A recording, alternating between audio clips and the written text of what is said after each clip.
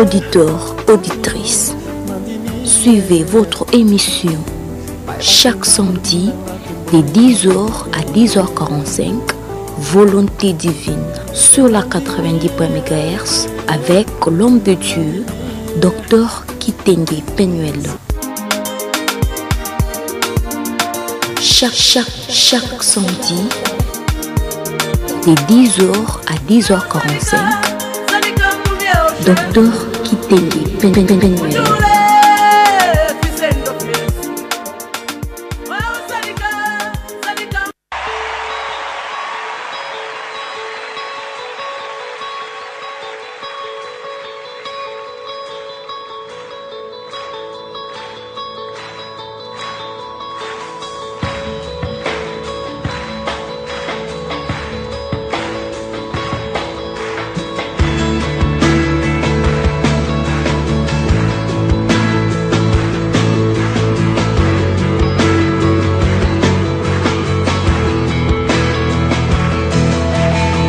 Merci beaucoup, mesdames et messieurs. Nous vous remercions de partout là où vous nous suivez. Que Dieu vous bénisse pour cette attention. Merci beaucoup. Que Dieu vous bénisse pour cette attention que vous êtes en train de faire ce matin. Que Dieu puisse vous bénir encore une fois parce que vous êtes branchés à la radio de Palmier qui émet depuis le centre-ville au 90.0. Nous vous bénissons parce que la grâce de Dieu est avec nous ce matin. Je disais, bien aimé dans les Seigneurs, que vous êtes branchés à la radio Le Palmier qui émet depuis le centre-ville et vous êtes dans l'émission intitulée Volonté divine. Cette émission est présentée par votre bien-aimé Dr Penuel Kitenge et je remercie ceux qui me permettent chaque jour d'être devant ces micros pour que je puisse vous parler de partout. Je remercie Maman Divine Pezo qui me permet que vous puissiez nous écouter. Je remercie Maman Bijou Kabouita. Je remercie Pasteur Elinema. Je remercie Papa Jesse qui nous ont permis à ce que vous puissiez nous écouter de partout. Si vous voulez intervenir, vous pouvez nous appeler au 099 028 16 72.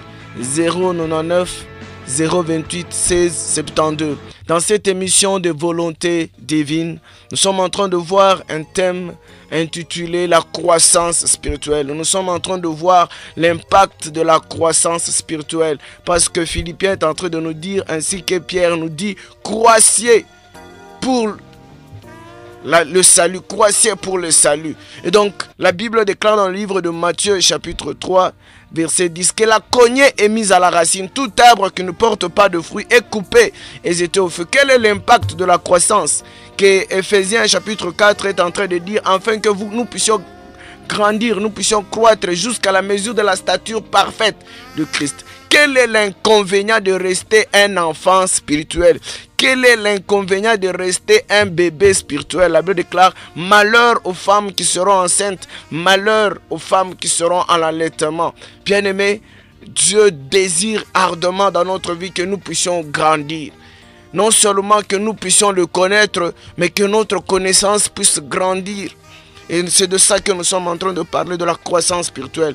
Aujourd'hui, nous allons parler de la parole de Dieu comme un instrument de transformation. Aujourd'hui, nous allons parler de la parole de Dieu comme un instrument de transformation. Prions pour que Dieu puisse nous permettre ce que nous puissions nous comprendre. Seigneur Jésus-Christ, nous te bénissons. Dieu de sagesse, Dieu d'intelligence, Dieu de connaissance et de savoir, Dieu de révélation. J'aimerais que ta parole et ton grâce, ô Dieu, soit l'esprit et vie, et qu'à partir de cette parole, que quelqu'un puisse décider de changer sa vie. Au nom de Jésus-Christ. Amen. Bien-aimés dans le Seigneur, vous êtes dans l'émission intitulée Volonté divine, et celui qui est au micro, c'est votre bien-aimé Dr Penuel Kitenge. Vous pouvez intervenir au 099 028 16 72. 099 028 16 72. Aujourd'hui, nous voyons la parole de Dieu comme un instrument de transformation. Nous sommes dans notre premier livre de Jean chapitre 17, verset 3. Jean chapitre 17, verset 3. La Bible est en train de nous dire ceci.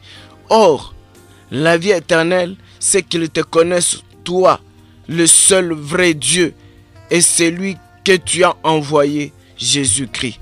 Connaître Dieu, la connaissance. Or Jésus dit, je suis le chemin, la vérité et la vie. Jésus dit, je suis la parole. Dans le livre de Jean, chapitre 1er, dans le livre de Jean, chapitre 1er, il dit ceci. Au commencement était la parole, et la parole était avec Dieu, et la parole était Dieu. Et il dit encore, oh la vie éternelle, c'est qu'ils te connaissent toi, Dieu et Jésus-Christ. Jésus étant la parole de Dieu.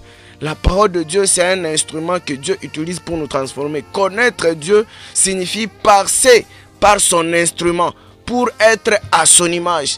Connaître Dieu signifie passer par la transformation que donne la parole de Dieu pour être à son image. Si nous ne passons pas par son instrument qui est la parole de Dieu, il sera difficile d'être un enfant de Dieu. Il sera difficile d'être semblable à l'image de Dieu. Et donc la parole de Dieu dans notre vie, c'est un instrument. C'est pourquoi nous avons besoin d'écouter la parole de Dieu et de se conformer, parce que cette parole est en train de nous transformer jusqu'à ce que nous serons ressemblés. Et si nous passons par l'instrument de Dieu qui est la parole de Dieu qui nous transforme, nous devenons semblables à lui. Et si nous devenons semblables à lui, il a accompli cette mission qu'il avait sur terre. Il peut maintenant nous amener dans un monde nouveau. Il peut maintenant nous amener sur une nouvelle terre et un nouveau ciel. C'est à nous, bien-aimés, de comprendre. La Bible déclare la vie éternelle, c'est qu'ils te connaissent. Connaître Jésus-Christ, c'est passer par les mains de Jésus-Christ. Connaître Jésus-Christ, c'est expérimenter les effets de Jésus-Christ. Connaître Jésus-Christ, c'est passer par les corps de Jésus-Christ en tant que disciple de Jésus-Christ et d'être transformé selon Jésus-Christ. Connaître Jésus-Christ, c'est écouter, comprendre, expérimenter sa parole. Or, si nous n'écoutons pas sa parole, comment pouvons-nous l'expérimenter? Et si nous n'expérimentons pas la parole de Dieu, comment pouvons-nous être comme lui? Connaître Dieu. La vie éternelle, c'est connaître Dieu. Connaître Dieu, c'est passer par l'instrument qui est sa parole. Connaître Dieu, c'est faire les choses comme Dieu le désire. Connaître Dieu, c'est savoir ce que Dieu aime et ce que Dieu n'aime pas et faire ce que Dieu aime. C'est ça, connaître Dieu. Écoutez ce que la Bible est en train de nous dire dans le livre de Romains, chapitre 8, verset 29. Connaître Dieu. La vie éternelle, c'est connaître Dieu. Si tu veux connaître Dieu, tu as besoin d'écouter sa parole. Parce que sa parole nous amène qui est Dieu. Si tu veux connaître Dieu, tu as besoin de comprendre la parole de Dieu. Non seulement de l'écouter, mais de le comprendre. Non seulement de le comprendre, mais d'expérimenter cette parole. Si tu l'écoutes sans expérimenter, tu ne connais pas Dieu. C'est pourquoi Jésus dit, je ne vous ai jamais connu. Si vous écoutez sans comprendre la parole de Dieu, vous ne connaissez pas Dieu. Connaître Dieu, c'est écouter sa parole, comprendre sa parole, expérimenter sa parole. Là, vous avez connu Dieu et Dieu vous connaît. Écoutez ce que Romains chapitre 8, verset 29 est en train de dire. Romains chapitre 8, verset 29. La parole de Dieu comme un instrument de transformation. Romains chapitre 8, verset 29. La Bible déclare ceci. Car ceux qu'il a connus d'avance, il les a aussi prédestinés à être semblables à l'image de son Fils, afin que son Fils fût le premier-né entre plusieurs. Ce qu'il a connu d'avance, ce que Dieu a préparé avant la création du monde, ce que Dieu a prédestiné pour la vie éternelle. La Bible déclare, il les a prédestinés à être semblables à l'image de Dieu. Vous savez, il y a 3 semences dans ce monde. Il y a la sémence d'Adam, il y a la sémence du diable et il y a la sémence de Dieu. Tel que nous étions dans le monde, nous sommes nés avec la sémence d'Adam. Nous sommes nés avec la nature d'Adam. Nous sommes nés avec la nature humaine. Mais cette nature humaine ne peut pas hériter la vie éternelle. Cette nature humaine, la nature d'Adam, cette sémence d'Adam, ne peut pas connaître Dieu, ne peut pas comprendre Dieu. C'est pourquoi Jésus a dit un jour aux disciples, ils ont des oreilles mais ils n'entendent pas. Ils ont des yeux mais ils ne voient pas. Ils ont un cœur mais ne peuvent pas comprendre. Seuls ceux qui sont appelés peuvent comprendre, peuvent voir et peuvent écouter de quoi Dieu est en train de parler, parce que c'est une question de semence. Quand nous parlons, les bêtes n'écoutent rien. Et quand les bêtes se parlent entre eux, quand la poule dit à ses enfants, il y a danger, cachez-vous dans les arbres, cachez-vous dans mes ailes. Nous les hommes, nous n'écoutons rien de ce que les poules entre eux se disent. Mais les poules se parlent, parce que c'est une question de semence. Quand la chèvre parle à ses enfants, nous on n'écoute rien.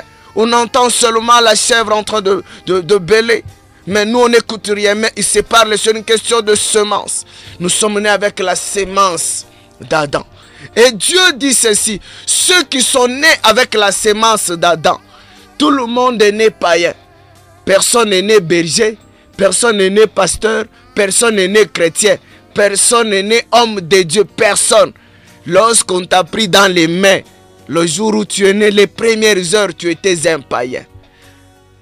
Ton enfance, tu étais un païen, jusqu'à ce que tu as pris conscience et tu as donné ta vie à Jésus-Christ. Si tu ne te rappelles pas de jour où consciemment tu as donné ta vie à Jésus-Christ, la vie chrétienne, la vie spirituelle n'a pas encore commencé dans ta vie.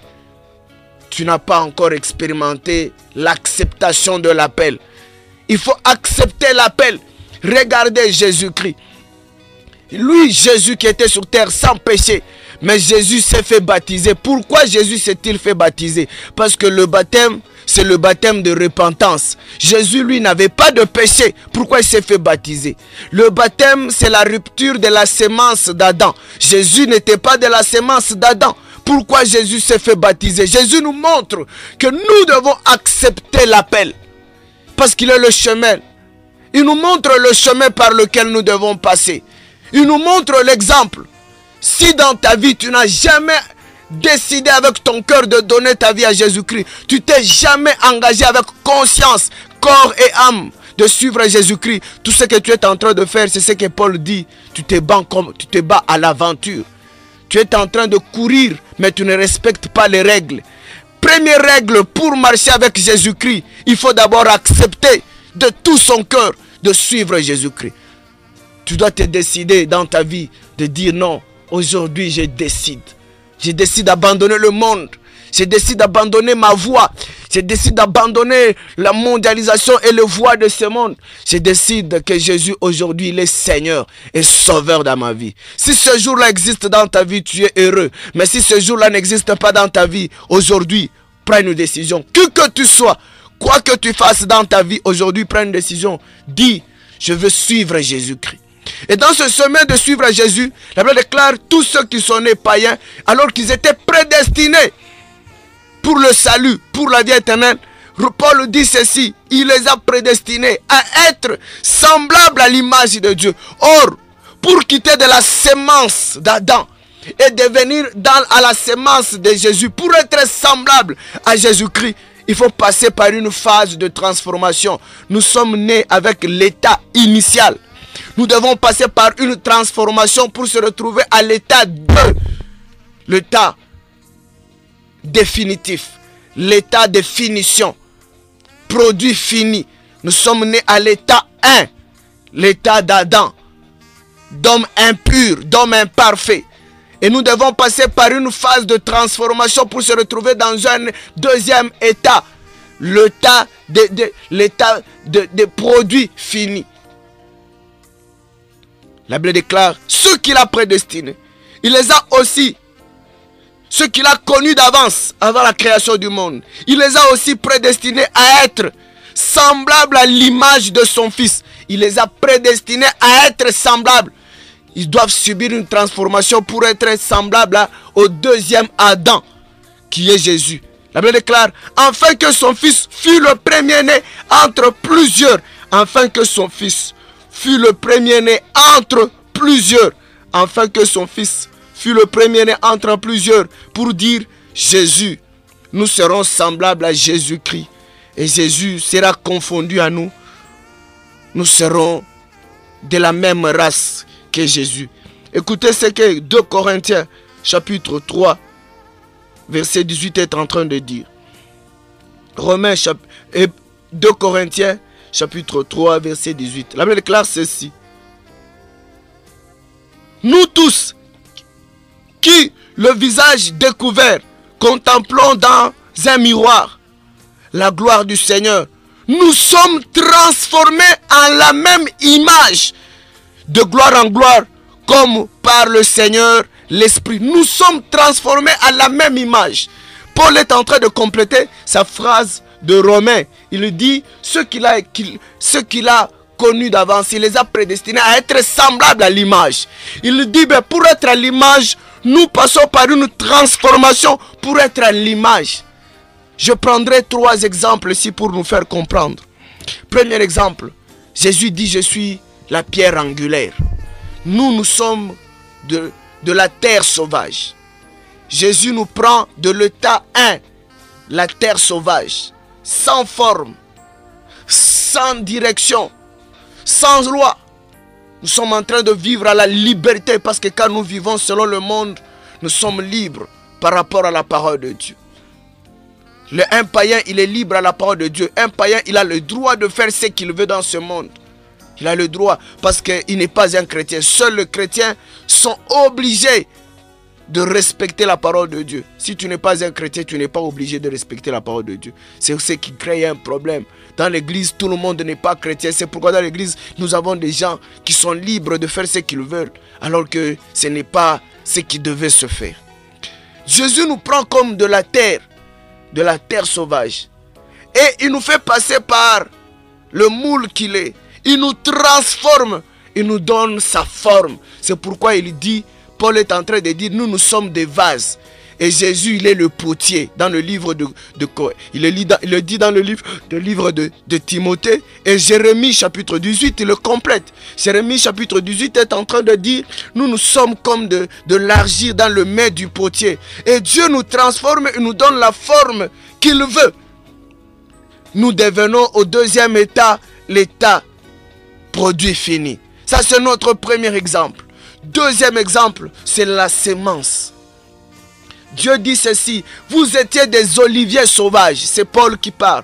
Il dit, vous étiez des oliviers sauvages. Mais Dieu vous a récupéré, vous les oliviers sauvages. Il vous a hanté à l'arbre qu'on a coupé pour couper Israël. Il vous a hanté. Désormais, vous n'allez plus vivre comme des oliviers sauvages, mais vous allez vous conformer à l'arbre sur lequel vous êtes hanté. Ça, c'est notre deuxième exemple. C'est pourquoi Jésus dit, il est le cep. Et nous sommes des sermes, et nous sommes connectés à Jésus. Et donc, désormais, nous n'allons plus vivre comme nous vivions autrefois, en gardant l'ancienne sémence. Non, désormais, nous sommes connectés à Jésus. Et nous sommes transformés pour être comme Jésus, un avec lui. C'est pourquoi il dit, c'est lui qui m'accepte. Nous serons un avec lui comme moi je suis un avec mon Père. La phase de la transformation. Et plusieurs personnes vont se perdre parce que dans cette phase de transformation, c'est une phase de présélection. C'est une phase de changement. C'est une phase où nous devons rejeter une partie de nous et garder une partie que Jésus aimerait. Regardez le peuple d'Israël. Même si l'enfant est né israélite, de père et de mère israélite, mais pour appartenir à Dieu, l'enfant devait être circoncis le 8e jour, ou sinon l'enfant était exclu, et lui et sa mère. Ça, c'est les exemples pour nous montrer la transformation que Dieu est en train de nous donner. Je prends un autre exemple, c'est l'exemple de bêtes. Nous étions des bêtes sauvages. Nous étions en train d'errer, des brebis sauvages. Nous étions en train d'errer ça et là. Mais Jésus, le bon berger, il nous a récupérés. Il nous a amenés dans sa bergerie. Désormais, nous devons écouter sa parole et se conformer. S'il dit, il est l'heure d'entrer dans la bergerie, il est l'heure d'entrer dans la bergerie. Nous sommes plus libres dans la vie chrétienne. Nous sommes plus libres de faire ce que nous voulions faire. Non. C'est pourquoi la Bible déclare ceci. Tout m'est permis, mais tout n'est pas utile. Tout m'est permis, mais je ne me laisserai pas asservir par quoi que ce soit. La Bible déclare, ne faites pas de votre liberté de prétexte pour marcher dans le péché. Parce que nous avons de références désormais. Et il y a quelqu'un qui nous surveille. Et vous savez qu'il y a 2 résurrections. La première résurrection concerne les gens qui se sont conformés. Les gens qui ont été transformés, qui ont accompli leur transformation. Ces gens-là seront ressuscités et ils vont vivre avec Jésus-Christ dans les airs. Mais la deuxième résurrection, c'est pour les gens qui sont morts dans la vie de péché, qui n'ont pas achevé leur transformation. Ces gens-là, ils seront ressuscités pour être condamnés, pour être jugés. À vous de choisir quelle résurrection vous voulez. L'Église est à la fin de son temps. La Bible déclare, nous sommes dans une période où 7 femmes vont suivre un seul mari. Ils vont lui dire, donne-nous seulement le nom. Mais nous allons nous débrouiller concernant notre habillement. Nous allons nous débrouiller concernant notre manger. C'est ça l'église d'aujourd'hui. L'église d'aujourd'hui prend seulement le nom de Jésus. Au lieu de servir Jésus, ils se servent du nom de Jésus. C'est ça les musiciens d'aujourd'hui. C'est ça les prédicateurs d'aujourd'hui. Au lieu de servir Jésus, non, ils se servent du nom de Jésus pour leur ventre. Ils se servent du nom de Jésus pour leur entreprise. Ils se servent de Jésus pour construire des beaux bâtiments. Nous ne sommes plus au temps de prêcher maman. L'église aujourd'hui prêche les offrandes. On prend tout le temps pour faire la concurrence des offrandes. Les mamans ont offert tel montant. Les papas, vous avez dépassé les mamans aujourd'hui. Et les jeunes, vous êtes en dessin aujourd'hui. On fait de la concurrence des offrandes dans l'église. Ce n'est pas ce temps que nous sommes en train de traverser. Nous devons préparer l'église parce que Jésus va nous surprendre. La gloire va rentrer en Israël. Bien-aimés, ouvrez les yeux et regardez comme Jésus a dit. Si vous avez de l'intelligence pour comprendre qu'il va prévoir, pourquoi ne voyez-vous pas ce qui est en train de se passer dans le monde? Le monde va continuer à tituber jusqu'à tomber. Même s'il y a des chrétiens qui s'engagent dans la politique, c'est inutile parce que c'est une prédication que Jésus nous a donnée. Le monde est en train de courir vers sa fin. Nous ne pouvons pas redresser ce monde. Le monde va continuer à tituber, va continuer à s'empirer de jour en jour jusqu'à ce que le monde va tomber. On ne peut pas redresser le monde. Nous n'avons pas cette capacité de redresser le monde. Tu n'as pas cette capacité de convaincre tout le monde. Tu n'as pas cette capacité. Sauve-toi et sauve ceux qui peuvent être sauvés. Parce que tu n'as pas la capacité de sauver tout le monde. Tu ne peux pas convaincre tout le monde. Même Jésus qui avait cette capacité de convaincre tout le monde, Jésus n'a pas convaincu tout le monde. Parce que nous n'avons pas tous la même prédestination.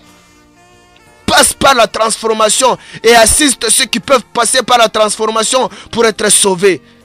Nous avons donné des exemples de l'état 1. Nous sommes de l'argile. Nous devons passer par la formation, la transformation.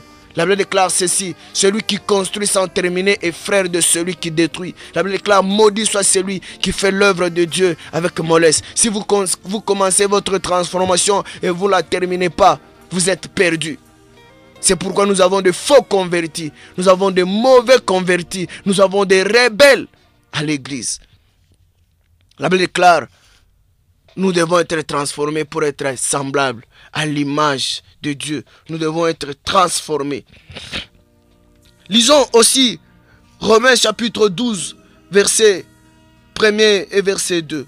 Romains chapitre 12. Écoutez ce que la Bible est en train de nous dire. La parole de Dieu, c'est un instrument de transformation. La Bible déclare ceci: je vous exhorte donc, frères, par les compassions de Dieu, à offrir vos corps comme un sacrifice vivant, saint, agréable à Dieu, ce qui sera de votre part un culte raisonnable.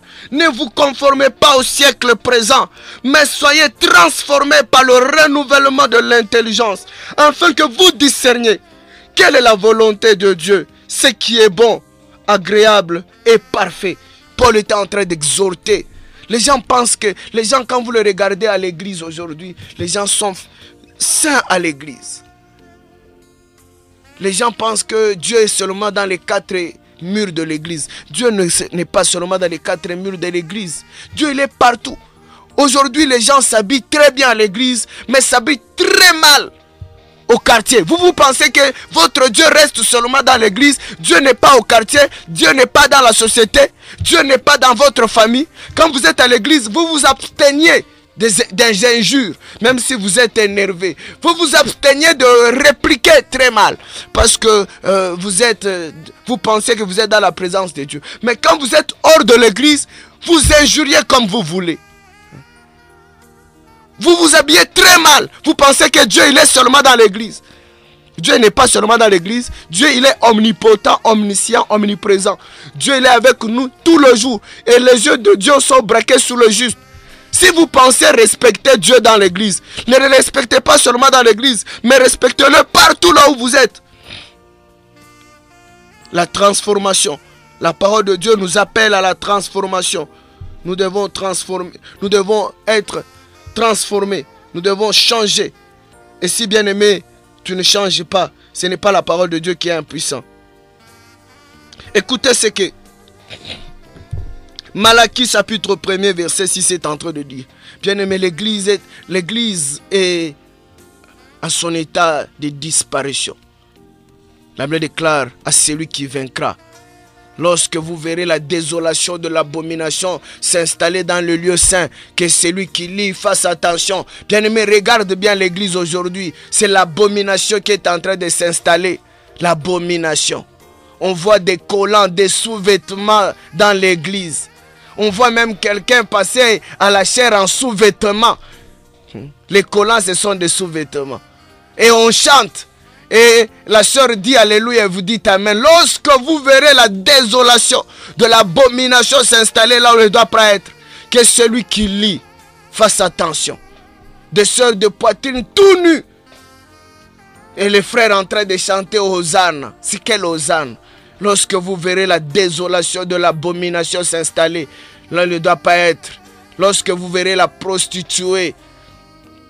Quand on dit prostituée, ça ne signifie pas forcément c'est une sœur qui est en train de se prostituer. Ça signifie qu'elle est en train d'utiliser une autre doctrine que la doctrine de Dieu. La doctrine de Dieu ne nous enseigne pas d'être nus ou en sous-vêtements à l'église. Ça, ce n'est pas la doctrine de Dieu. Malachie chapitre 1er verset 6. La Bible déclare: un fils honore son père et un serviteur son maître. Si je suis père, où est l'honneur qui m'est dû? Si je suis maître, où est la crainte qu'on a de moi? Dit l'Éternel des armées. Et vous, sacrificateurs, qui méprisez mon nom, et qui dites: en quoi avons-nous méprisé ton nom? En quoi avons-nous méprisé ton nom? Ce que nous faisons à l'église aujourd'hui, c'est du mépris. Nous sommes en train de mépriser. Où est l'honneur que nous devons à Dieu?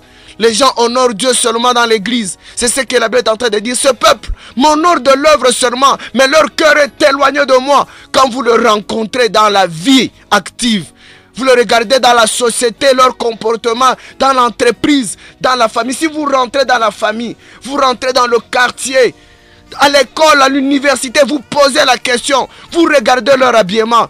En quoi est l'honneur de Dieu? En quoi est l'honneur de votre Père si Dieu est votre Père? Soyez transformés. Que la parole de Dieu vous transforme. La Bible déclare ceci dans le livre de Jérémie, chapitre 23. Que la parole de Dieu vous transforme. Nous n'écoutons pas la parole parce que c'est bon d'écouter la parole de Dieu. Nous n'écoutons pas la parole de Dieu parce qu'il y a des bénédictions seulement. Non, non. Nous n'écoutons pas la parole de Dieu parce qu'il y a des promesses. Voici mon serviteur prospérera. Non, non. La parole de Dieu n'est pas seulement là pour ça. La parole de Dieu est là pour nous transformer. C'est pourquoi la Bible déclare: ne vous conformez pas à ce siècle présent, mais soyez transformés. La Bible déclare ceci. Jérémie chapitre 23 verset 29. La Bible déclare: ma parole n'est-elle pas comme un feu, dit l'Éternel, et comme un marteau qui brise le roc? Bien-aimé, la parole de Dieu c'est un feu. Et le feu est en train de dévorer tout ce qui est impur dans notre vie.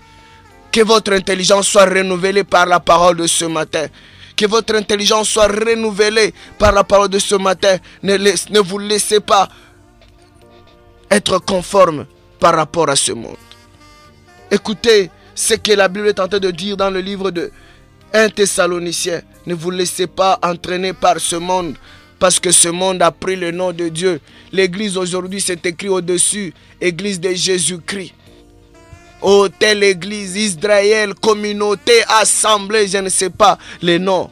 Mais quand vous entrez à l'intérieur, ce qui se passe, ce n'est pas ce que Dieu nous a laissé. Aujourd'hui, on voit à l'église des concours de danse. À l'église, concours de danse. Maman telle va passer devant. Oh, elle va danser pour Dieu. Et on fait des concours de danse. Et elle danse après. C'est tel frère qui va danser. Concours de danse. Concours des offrandes à l'église. Alors que l'église est en train de tituber. Alors qu'il y a des gens qui n'ont pas encore compris la parole de Dieu. Quand Jésus a laissé l'église, il y avait 3 activités. 3 activités qui étaient des activités principales. La parole de Dieu, la prière et l'exercice de vocation. 3 choses utiles. Aujourd'hui, ces 3 choses sont en train d'être broyées. L'église aujourd'hui, regardez le temps que nous prenons.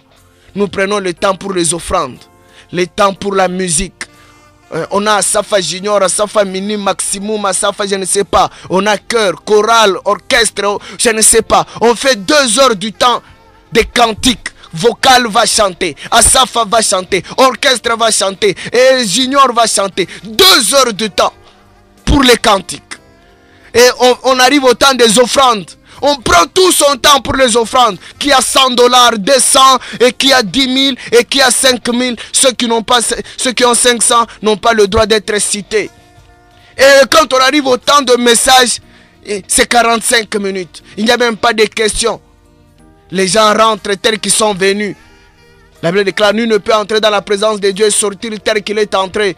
Ce n'est pas seulement par rapport aux bénédictions, mais c'est par rapport à la transformation. Quand David dit, je suis heureux, quand on me dit d'aller dans la maison de Dieu, ce n'est pas seulement pour être béni, parce que c'est là que nous sommes transformés pour la vie éternelle.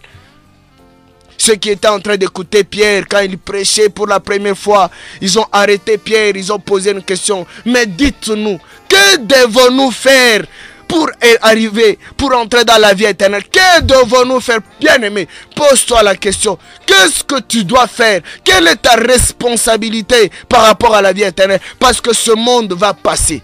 L'église va passer. Les noms des églises vont passer. Le nom de ton pasteur va passer. Mais est-ce que toi, tu auras la vie éternelle? Est-ce que tu as assumé tes responsabilités? Est-ce que tu connais même tes responsabilités? Est-ce qu'on t'a enseigné sur tes responsabilités? On t'a enseigné sur les conséquences de ne pas appliquer tes responsabilités. Ce qui est douloureux aujourd'hui, c'est que nous sommes en train de parcourir ce que la prophétie d'Apocalypse a dit sur l'église de Laodicée. Tu penses être riche, mais tu es pauvre. L'église d'aujourd'hui, si vous le regardez de l'apparence, l'église d'aujourd'hui est riche. Des beaux bâtiments. Chyproc ici, gypsum là-bas. Des instruments qui viennent des États-Unis quand on chante, non. Alléluia. Quand on regarde l'église, des belles chaises. Non, des chairs en diamant, des micros portables. Mais quand on regarde le fond des gens, ce sont des pharisiens, des tombeaux blanchis, des gens préparés à l'enfer. Les gens qui ne comprennent même pas pourquoi la vie éternelle. Quelles sont les conditions? Quelle est ma responsabilité à la vie éternelle? J'ai aimé et j'aime toujours l'église primitive. Quand ils étaient en train d'écouter les conditions pour hériter la vie éternelle, ils commençaient de matin jusqu'au soir pour se conformer. Ils n'étaient pas pressés de quitter l'église. Ils n'étaient pas pressés. Aujourd'hui, l'église, on préfère chanter et faire la concurrence des offrandes que d'écouter la parole de Dieu. C'est une prophétie. La Bible déclare dans le dernier temps, les gens auront la démangeaison d'écouter qu'on leur dit enlevez les pantalons. Les gens auront la démangeaison d'écouter cela. Quand on leur dira ne portez pas les macabres, c'est les macobés, c'est les macquois encore. Les gens auront la démangeaison d'écouter cela. Les gens aimeront qu'on puisse leur dire venez à Christ tel que vous êtes. Ce n'est pas un problème, oui. Mais vous n'allez pas rester tel que vous êtes venu. Vous devez subir une transformation pour être un vase, non un vase vil, mais un vase d'honneur. Pour ne pas adorer Dieu de la bouche seulement, mais avec votre cœur. Car les vrais adorateurs adoreront le Dieu en esprit et en vérité. Est-ce que vous marchez en vérité partout là où vous êtes? entre Semeki et Mouyombas, Sangaji et les tantes, les oncles, les nièces et les neveux. Il y a des problèmes dans les familles. Quelqu'un qui se dit chrétien, mais il ne paye pas les études pour ses enfants. Et quand il est au boulot, il se fait corrompre parce que c'est un agent qui engage. Non, pour que je puisse t'engager, il faut donner de l'argent. Alors que le dimanche, il était à l'église. Et tu penses que tu iras au ciel. Tu es dimanche à l'église, mais c'est toi qui triches quand tu es dans l'auditoire. C'est toi qui ouvres même les circuits, promoteur, qui ouvre même les circuits. Un professeur, un enseignant, un assistant qui est dimanche à l'église. Mais c'est celui qui dit, non, pour entrer, pour réussir dans mon cours, il faut donner. Alors que c'est un prédicateur, on te donne de l'argent. Toi, tu n'invoques pas le Dieu d'Israël, le Dieu de la vie éternelle. Tu invoques le Dieu Mammon.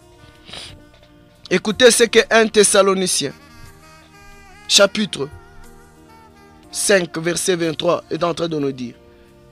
C'est regrettable. L'église, le jour où Jésus-Christ viendra, l'église va pleurer. Parce que l'église n'a pas accepté la transformation. L'église a un courrier d'aujourd'hui. L'église est têtue, malgré les enseignements. La Bible déclare ceci. Que le Dieu de paix vous sanctifie lui-même tout entier. Et que tout votre être, l'esprit, l'âme et le corps soient conservés irréprochables, irrépréhensibles lors de l'avènement de notre Seigneur Jésus-Christ. Lors de l'avènement de notre Seigneur Jésus-Christ. Que votre corps, votre âme, votre esprit soient conservés irrépréhensibles, irréprochables. Si votre corps est réprochable, vous ne vous préparez pas à l'avènement du Fils, au retour de Jésus-Christ. Malheur à vous si Jésus venait que vous trouve en vie. Les 666 que vous voyez, au moment où nous sommes en train de parler, le 666 est encore spirituel. Cela est marqué sur l'esprit. Cela n'est pas encore physique. Les gens qui le montrent, ce sont seulement les signes d'allégeance. Et le diable, Dieu le retient encore. Le diable ne peut pas tout faire dans le monde actuel. Mais quand Jésus-Christ viendra, le diable sera relâché. Bien-aimé, la Bible déclare ce jour-là, la mort n'aura pas des effets. Vous allez chercher à mourir, mais vous n'allez pas mourir. Il sera difficile d'être sauvé à cette époque. Malheur à vous si Jésus-Christ venait aujourd'hui et que vous êtes vivant. Vous allez préférer mourir que rester en vie.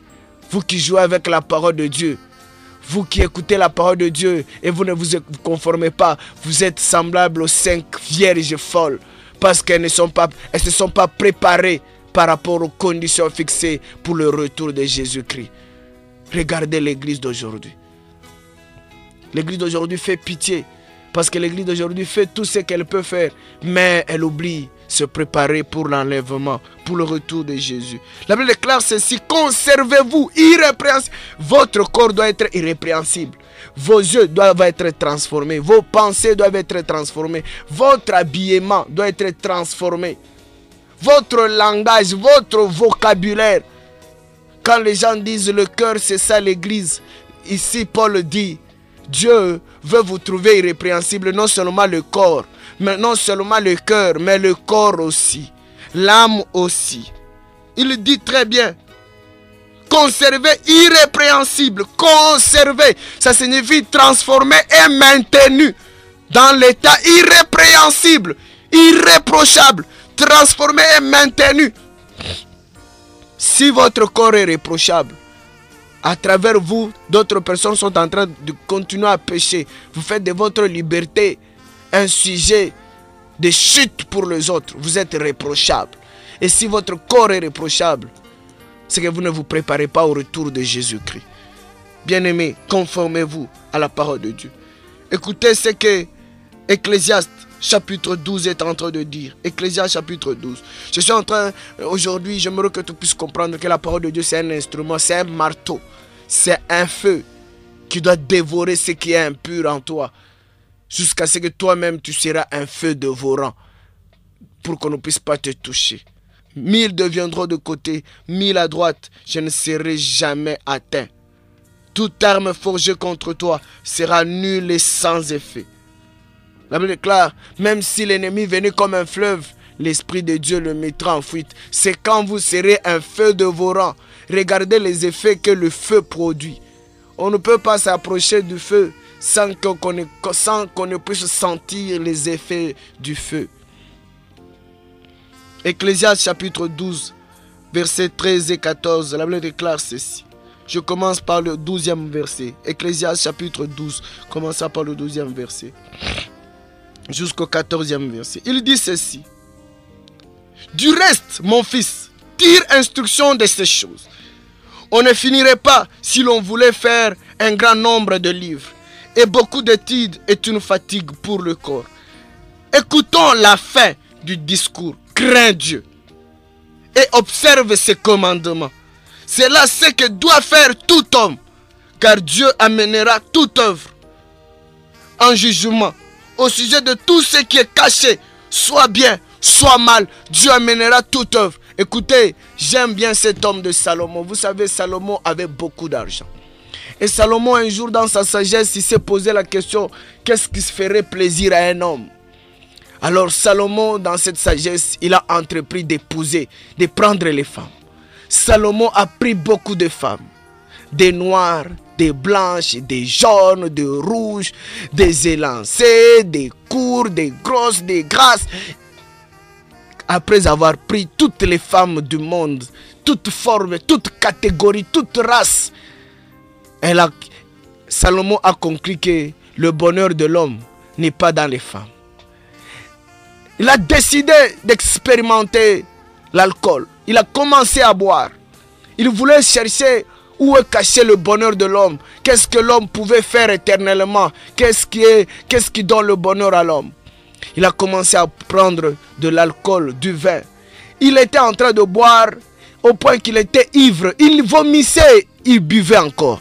Il vomit, il boit encore. Il vomit, il boit, il vomit. Au point que il ne prenait plus plaisir. Il a compris que le bonheur de l'homme, ce n'est pas dans l'ivresse, ce n'est pas dans l'alcool, ce n'est pas dans les boissons, dans le vin. Ce n'est pas là que Dieu a caché le bonheur de l'homme. Alors il a changé, il a dit, je vais prendre les comédiens. Je vais voir peut-être la comédie qui me fait rire. C'est ce que je vais vivre. Je vais faire tout le jour de ma vie. Il a appelé les comédiens. Les comédiens ont commencé à faire de la comédie. Il s'est mis à rire. Jusqu'à pleurer, jusqu'à se coucher au sol. Tellement qu'il riait.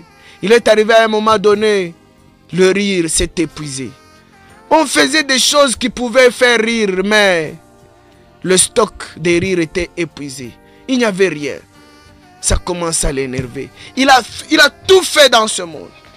Il pensait que c'est la richesse qui faisait le bonheur. Il s'est enrichi.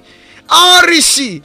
Aujourd'hui, si on comparait Salomon aux riches d'aujourd'hui, Salomon, il est plus que milliardaire. Il est plus que multimilliardaire. Salomon avait une richesse extraordinaire si on voulait le comparer aujourd'hui. Mais il a compris que ce n'est pas la richesse qui fait le bonheur. Salomon a cherché le bonheur dans tout ce qu'il pouvait faire. Et Salomon a compris que c'est vanité de vanité. Et un jour il a dit, à quoi servira un homme d'avoir beaucoup de biens, mais le jour où il mourra, on va vendre tous les biens qu'il a. Son nom sera même oublié. Son nom sera écrit dans le livre de mort. Il a conclu ceci, c'est ce que nous venons de lire. Il a conclu, il a dit ceci. C'est que tout homme doit faire. L'homme doit seulement marcher selon les commandements de Dieu. L'homme doit seulement marcher selon les instructions de Dieu. C'est ce que tout homme doit faire, parce que Dieu va juger chaque chose que nous sommes en train de faire. Bien-aimé, j'aimerais que tu puisses me comprendre. La parole de Dieu, c'est l'appareil de transformation. Dieu aimerait que quand tu écoutes la parole de Dieu, que tu puisses comprendre. Et au-delà de comprendre, que tu puisses expérimenter cette parole que tu as entendue. On t'a enseigné l'amour, expérimente l'amour. On t'a enseigné le partage, expérimente le partage. On t'a enseigné d'aller évangéliser, expérimente. On t'a enseigné l'abstinence, expérimente. Tout ce qu'on t'enseigne, expérimente. Si tu ne l'expérimentes pas, c'est que la parole de Dieu n'a pas réagit sur ta vie. Et si la parole de Dieu ne réagit pas sur ta vie, tu n'es pas transformé. C'est pourquoi Dieu dit, Pierre, lorsque tu seras converti, affermis les autres. Quand ta transformation sera finie, que tu puisses transformer aussi les autres. La parole de Dieu, bien-aimé, c'est un instrument qui nous transforme. Écoutons la parole de Dieu. Comprenons la parole de Dieu et mettons-la en pratique. Si tu ne comprends pas la parole, ça sera difficile de mettre cela en pratique. Vous savez, il y a certaines choses que Dieu nous a demandé de le faire, mais c'est dans notre avantage, dans notre profit. Quand Dieu nous demande de marcher dans la sainteté, c'est dans notre intérêt. Que Dieu te bénisse, toi qui m'as écouté. Vous étiez dans l'émission intitulée Volonté divine. Et nous sommes en train de parler de la croissance. La croissance de Dieu ne peut pas s'accomplir dans votre vie si vous n'écoutez pas la parole de Dieu, si vous ne la comprenez pas et si vous ne la mettez pas en pratique comme un enfant. Si vous ne la comprenez pas et vous ne la mettez pas en pratique, vous n'allez pas grandir. Et si vous ne grandissez pas, la cognée est mise à la racine. Tout arbre qui ne porte pas de fruits sera coupé, jeté au feu. Vous allez regretter comme les 10 vierges ont regretté. Alors c'est votre responsabilité d'écouter, de comprendre et de mettre en pratique. C'est pourquoi la Bible déclare, la foi vient de ce que l'on entend. Et ce que l'on entend, c'est la parole de Dieu. Et bien aimé, cette parole produit en nous, c'est la foi. Et la foi, c'est ce que Dieu est en train de chercher dans notre vie. La foi qui a deux sortes, la foi qui a deux sortes d'œuvres. La foi sans œuvre est une foi morte. Que Dieu te bénisse. Les œuvres d'intérêt royal et les œuvres d'intérêt individuel puissent t'accompagner dans ta vie. C'est lui qui est au micro, c'est votre bien-aimé Dr Peniel Kitenge. Je bénis Maman Divine Pezo. Je bénis Bama Bijou Kabouita, Pasteur Elinema et Papa Jesse. Si vous voulez nous appeler, appelez-nous au 099 028 16 72 099 028 16 72. Que Dieu vous bénisse et que la parole de Dieu vous transforme jour après jour. Soyez renouvelés et soyez semblables à l'image de Dieu, l'image de Jésus-Christ, pour que nous soyons un, tous dans la vie éternelle. Que Dieu vous bénisse. Nous allons prier pour que le Saint-Esprit nous assiste. La Bible déclare dans le livre de Jean 6, 62, 63, la parole que je vous ai dite, elle est esprit et vie. Que l'Esprit de Dieu soit en vous à travers la parole que vous avez écoutée et que la vérité puisse vous transformer, afin que cette sémence qui passe par la parole de Dieu soit en vous et vous transforme. Que Dieu vous bénisse. Je vous aime beaucoup, vous qui m'avez écouté, et j'aimerais que nous soyons tous dans la vie éternelle. Ne nous conformons pas au siècle présent, car nous sommes des voyageurs et des pèlerins. Prions. Seigneur Jésus-Christ, nous te bénissons. Bénis tous ceux qui nous ont suivis. Je les aime beaucoup, Seigneur. Si, étant de grâce au Dieu, tu peux les assister dans leur transformation. Tu peux nous assister dans notre transformation pour que nous puissions atteindre le niveau qu'il faut. Comme Paul le dit, je ne me bats pas combattant l'air. Je traite durement mon corps. Seigneur, transforme-nous. S'il faut faire souffrir ce corps, que nous le fassions pour la vie éternelle. Bénis étant de grâce la chaîne et tous ceux qui nous ont permis d'annoncer ta parole. Bénis et toi de grâce au Dieu de notre pays. Nous avons ainsi prié au nom de Jésus-Christ. Amen. Jésus.